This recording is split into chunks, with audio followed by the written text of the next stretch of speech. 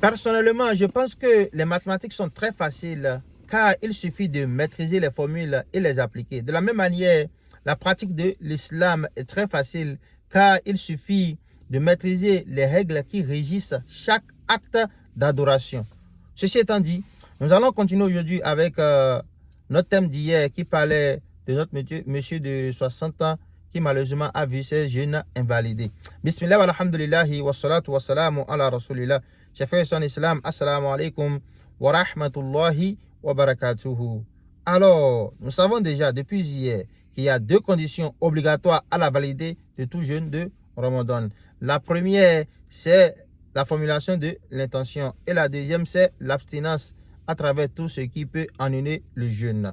Alors, concernant l'intention, lorsque nous avons l'intention depuis la veille et que le jour de Ramadan, nous oublions de manger ou bien nous ne nous réveillons pas à temps, nous ne prenons pas notre repas de l'aube, le jeûne est toujours valide.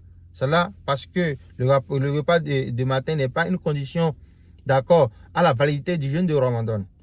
Mais le prophète Mohammed sallallahu alayhi wa sallam nous recommande fortement de prendre ce repas car il nous dit tasakharu fa inna fi sahuri baraka. Prenez le repas de l'aube car dans ce repas, il y a la bénédiction. Alors aujourd'hui, nous allons énumérer les actes qui annulent le jeûne de Ramadan. Le premier acte dont nous allons parler, c'est al-aklu wa shurbu.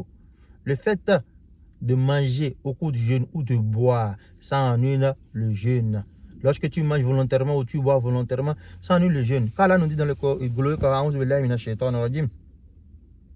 فَالْآنَ بَاشِرُوهُنَّ وَابْتَغُوا مَا كَتَبَ اللَّهُ لَكُمْ وَكُلُوا وَاشْرَبُوا حَتَّى يَتَبَيَّنَ لَكُمُ الْخَيْطُ الْأَبْيَضُ مِنَ الْخَيْطِ الْأَسْوَدِ مِنَ الْفَجْرِ ثُمَّ أَتِمُّوا الصِّيَامَ إِلَى اللَّيْلِ فَلَا تُبَاشِرُوهُنَّ وَأَنْتُمْ عَاكِفُونَ فِي الْمَسَاجِدِ. Alors, dans cette portion du verset 187 de la sourate 2, la sourate Baqarah, Allah nous a énuméré un certain nombre d'actes qui annulent le jeûne de Ramadan, dont le premier qui est le fait de manger ou de boire. La nuit du jeûne jusqu'à l'aube, on peut manger et boire. Il n'y a pas de problème. Mais de l'aube jusqu'à la rupture du jeûne, Maghrib, on n'est pas autorisé à manger ni à boire. Alors, chef frère islam, quelqu'un qui oublie et qui ne mange pas oublie, est-ce que c'est un problème? Non, ce n'est pas un problème parce qu'il a oublié. Car le prophète Mohammed sallallahu alayhi wa sallam nous dit dans un hadith rapporté par Abu Hurairah radiyallahu anhu que man nasiya wa huwa sa'imun fa akala aw shariba falyutimma sawmahu. Quiconque en état de jeûne oublie et mange ou boit, qu'il complète son jeûne, qu'il continue son jeûne. Il ne doit pas rompre le jeûne, car le jeûne n'est pas rompu. Car c'est Allah qui a voulu. C'est Allah qui a voulu le nourrir et l'abreuver. Donc il n'y a aucun problème par rapport à cela. Alors, le second point dont nous allons parler aujourd'hui, c'est al-jima, le fait de tenir des rapports sexuels au cours du jeûne. C'est formellement interdit et ça rompt le jeûne. La nuit, oui, on peut tenir des rapports sexuels parce qu'on n'est pas en train de jeûner. La nuit de Ramadan, oui, c'est permis lorsque nous sommes mariés. Mais quiconque, en plein jour, tient des rapports sexuels et rompt son jeûne, il sera sévèrement puni par Allah. Et la seule condition pour pouvoir expédier ce péché, c'est de faire l'une des trois choses. La première, c'est le fait de faire le fait de libérer 3 esclaves. Il est compliqué de libérer des esclaves aujourd'hui. D'abord, il n'y en a pas, peut-être ou bien il y en a rarement. Et il faut être vraiment riche pour acheter un esclave et libérer. Donc la première chose, c'est de libérer 3 esclaves. Mais si nous n'avons plus cette opportunité, cette option aujourd'hui, alors il y a une seconde option. C'est le fait de jeûner de façon consécutive pendant 60 jours. Si tu jeûnes 59 jours ou bien 58e jour et tu rates le 59e jour, tu reprends à 0. Donc tu dois jeûner 60 jours. C'est très compliqué. Je ne pense pas qu'à cause de 5 minutes ou bien de... Moi, je ne suis pas prêt pour faire ça. Mais toi, peut-être, je ne sais pas. 5 minutes ou 10 minutes de plaisir, tu vas jeûner juste à cause d'un jour. Une seule journée de jeûne. Tu vas jeûner 60 jours de façon consécutive pour rempousser ça. C'est compliqué. Et la troisième option, lorsque peut-être la personne ne peut pas jeûner. La personne est très âgée, elle ne peut pas jeûner ou bien une maladie incurable ou bien je ne sais pas. Alors, il est permis à cette personne de faire du fidya, de nourrir 60 pauvres qui sont en train de jeûner. 60 jeûneurs pauvres. Alors, le troisième acte qui annule le jeûne, c'est le fait d'éjaculer, de provoquer l'éjaculation de façon volontaire. quiconque éjacule, soit la personne est en train de contempler la beauté d'une femme ou bien en train de regarder une vidéo et cette personne éjacule, attention, le jeûne est rompu et la personne doit rembourser après. Alors, le quatrième acte qui annule le jeûne de Ramadan, c'est al-qayu amdan, le fait de provoquer le vomi. Lorsqu'on vomit volontairement, le jeûne est annulé. Si on vomit involontairement, le jeûne n'est pas annulé. Si on vomit involontairement, le jeûne n'est pas annulé. Car al-iftaru, mimma, al-iftar, la rupture, l'annulation, d'accord, du jeûne. Al-iftaru mimma dakhala, wa laysa mimma kharaja.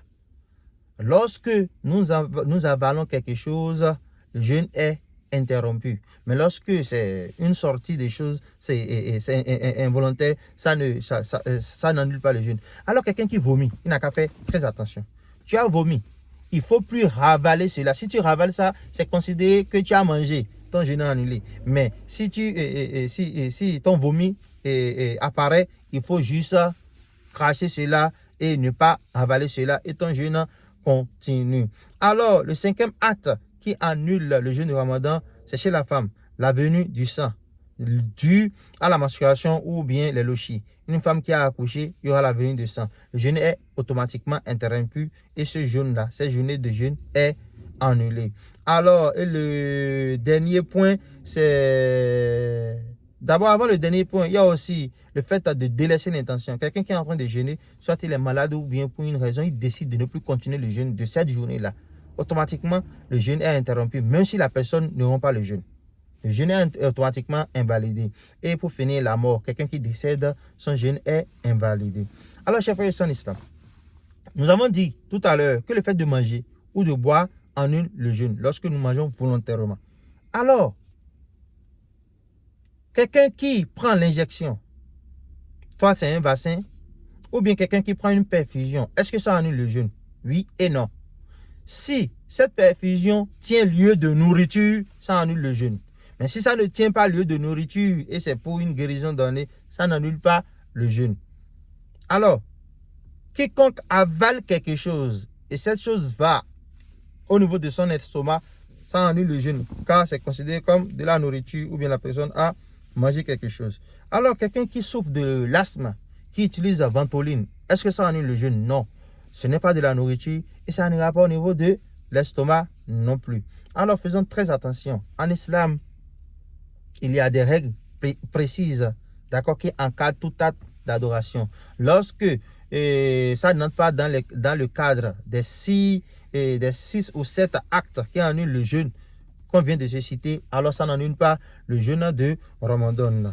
Également, chers frères et sœurs en islam, une femme, d'accord, qui voit le sang alors qu'elle n'est pas en menstrue, elle n'a pas accouché non plus, son jeûne n'est pas annulé parce que c'est possible que ce sang soit dû à une hémorragie interne ou bien que ce sang soit dû à une maladie donnée. Elle n'a qu'à aller se nettoyer et continuer son jeûne. Également, pour finir, lorsqu'un homme dort et en plein sommeil, il éjacule, il fait un rêve, il éjacule, cela n'annule pas le jeûne car ce n'est pas volontaire. Quand le prophète Mohammed sallallahu alayhi wa sallam nous a appris qu'au moins il y a 3 catégories de personnes dont les péchés ne seront pas considérés. La première, c'est l'enfant impubère qui n'est pas encore pubère et qui fait des choses, il ne sait pas ce qu'il fait en réalité. Il n'y a pas de péché pour lui. Celui-là qui est en naïm, quelqu'un qui est en train de dormir, jusqu'à ce que cette personne se réveille, il n'y a pas de péché. La personne est en plein sommeil, la personne éjacule. Dès que la personne se réveille, la personne n'a qu'à aller prendre sa grande ablution et prier, continuer son jeûne. Il n'y a pas de problème là, le jeûne n'est pas annulé. Et la troisième personne qui est excusée aussi, c'est vrai que ça n'entre pas dans notre cas ici, c'est un malade mental. Tout ce que cette personne fait, d'ailleurs, le malade mental ne peut pas jeûner, n'est pas autorisé à jeûner. Le jeûne n'est pas obligatoire à cette personne. Alors, l'islam, Allah nous aime énormément. Et l'islam dit nous yusra. L'islam est une religion de facilité. Allah veut la facilité pour nous. Il ne veut pas de la difficulté pour nous. Il est conscient du fait que pour des raisons données, des gens peuvent être souffrants, malades, ou bien les gens seront dans l'incapacité de jeûner. Inch'Allah, demain, nous allons rappeler cela. Parce que nous ne pouvons pas parler de Ramadan sans rappeler ces ces notions dès les premiers jours avant d'entrer dans d'autres thèmes des faits de société, de l'actualité, etc. Ou bien des thèmes qui n'entrent pas forcément dans le cadre de Ramadan. Nous devons rappeler tout cela. Et Inch'Allah, nous allons aussi traiter demain, Inch'Allah, le cas de la femme enceinte. Est-ce qu'elle doit jeûner? Est-ce qu'elle ne doit pas jeûner? Si elle doit jeûner, comment cela doit se faire? Si elle ne doit pas jeûner, comment cela doit se faire? Qu'Allah facilite cela pour tout un chacun de nous, qu'il accepte cela comme acte d'adoration et que nous comme de sa grâce. Assalamu alaikum wa rahmatullahi wa barakatuhu.